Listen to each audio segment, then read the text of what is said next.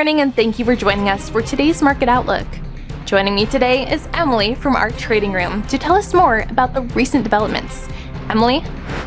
Gold was little changed as investors closely awaited upcoming inflation data for clues on interest rate cuts, while concerns about the Federal Reserve's independence lingered after US President Donald Trump tried to fire a Fed governor. The S&P 500 climbed to a record high ahead of quarterly results from Nvidia, Wall Street's most closely watched event this week, which will test the rally that has pushed valuations of AI-related companies to levels that some investors view as too high. Kronos, the native cryptocurrency of the Crypto.com-backed Kronos chain, surged to multi-year highs following news of the Trump Media Group's CRO strategy launch.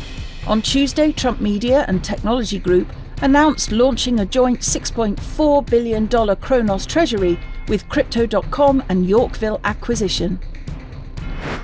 The euro-dollar pair traded sideways in the last session. The MACD is giving a positive signal. The Bitcoin-dollar pair edged higher in the last session. The Williams indicator is giving a positive signal. The sterling-dollar pair edged higher in the last session. The MACD is giving a positive signal. The Aussie-dollar pair edged higher in the last session. The stochastic indicator is giving a positive signal.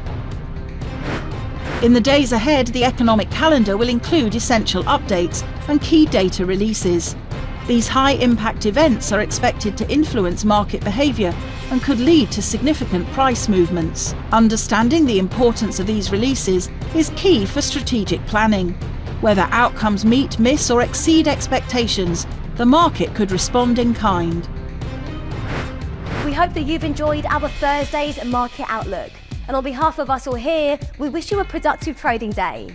Be sure to log in tomorrow morning for the latest news and events from the financial markets.